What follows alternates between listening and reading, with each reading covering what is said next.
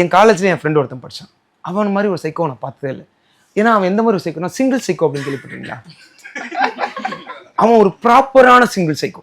அதாவது சிங்கிள்க்கும் சிங்கிள் சைக்கோக்கு என்ன டிஃபரன்ஸ்னா, ஒருத்தன் பொண்ணு இல்லாமல் இருக்கான்னா அவன் சிங்கிள், ஆனா பொண்ணை ட்ரை பண்ணிக்கிட்டே இருக்கான், ஆனா எதுவுமே நடக்கல, அதனால சிங்கிளா இருக்கான், ட்ரை பண்ணி நிறுத்த மாட்டான். பாத்தீங்களா, அவன் தான் சிங்கிள் சைக்கோ.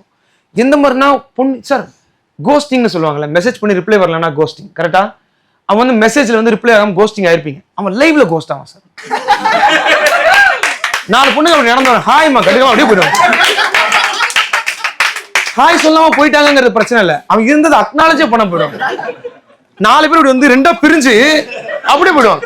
ஆனா இவன் இருந்தது நோட்டே பண்ணிருக்க மாட்டான்.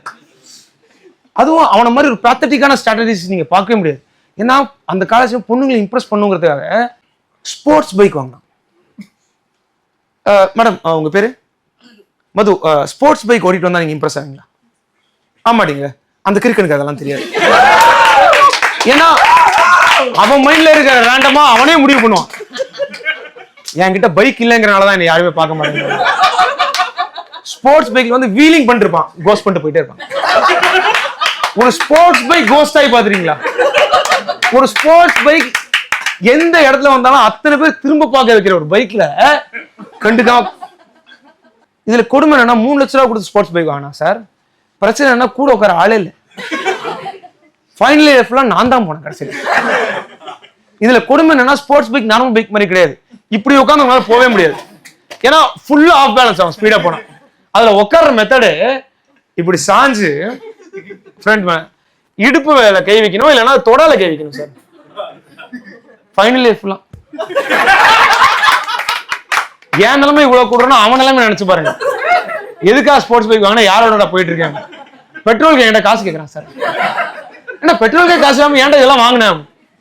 முடிச்சான், காலேஜ் தான் முடிச்சான். ஒரு வேலைக்கு போனா பெங்களூர் போயிட்டான் சார்.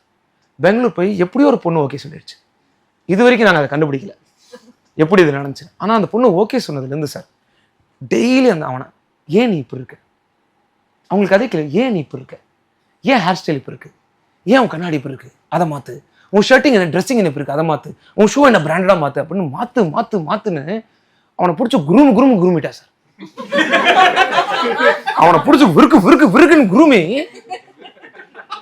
அதுக்கப்புறம் ஆளை பார்த்தா மாடல் மாதிரி இருக்கான் சார். இப்ப அவன் கூட ஸ்போர்ட்ஸ் பைக்ல போகணும்னு எனக்கே தோணுது. அப்படி இருக்கா.